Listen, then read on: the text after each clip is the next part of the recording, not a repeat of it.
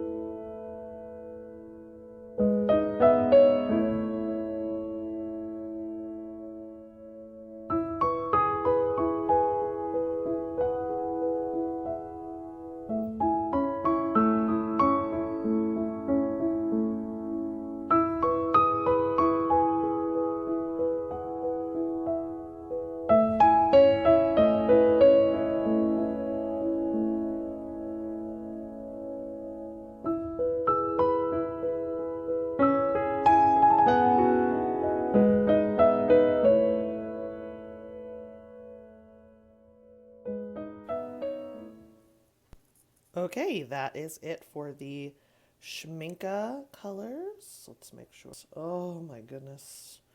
Looky, looky, so pretty.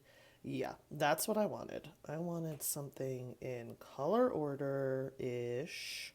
I've got my dark darks over here, all of my neutrals together, but following the yellows and before the reds, which made more sense to me. That's where I would look for them.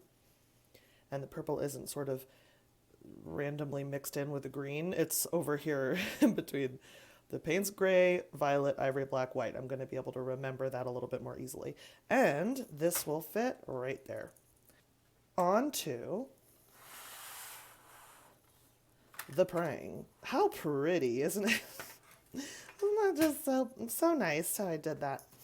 Yep, so now we're going to do the new swatch card that's going to replace this right there. We'll be able to see the name of it again. This will be all pasted down beautifully, and it will be in the actual order of these paints, my friends. Let's get to swatching.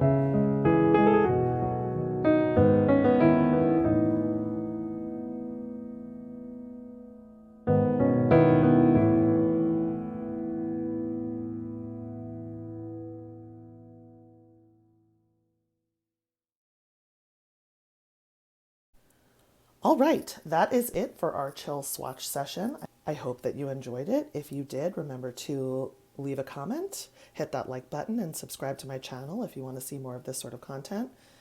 I have to say I'm blown away by how great these look. I mean, these are just totally gorgeous colors. This looks like a new gamboge to me. This is like a lemon yellow.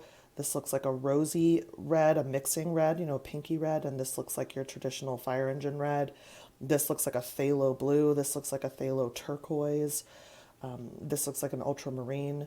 You've got your more pinky purple. You've got your more blue purple. You've got a true violet. You've got a really nice inky black that I would love to give ink effects with on a paper. So this is just gorgeous. You could have so much fun with this in your sketchbook. If you don't have one of these Prang watercolor sets, and you do have something like this, something really expensive and beautiful and special that you feel like you're wasting when you use it, we could have a whole other video just on not feeling like you're wasting something by actually using it. That's literally what it's for, but I have that feeling. I have to consciously fight against that feeling. And I do like to have something to bring with me when I'm going to people's houses who have kids, or seeing my niece and nephews or something like that.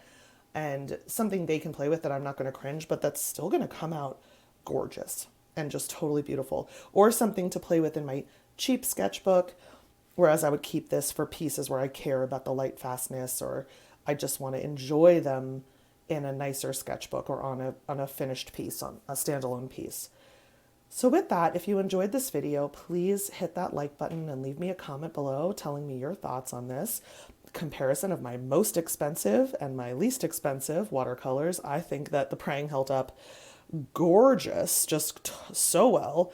Look at that, brown versus brown, you know, the pinky red versus the pinky red.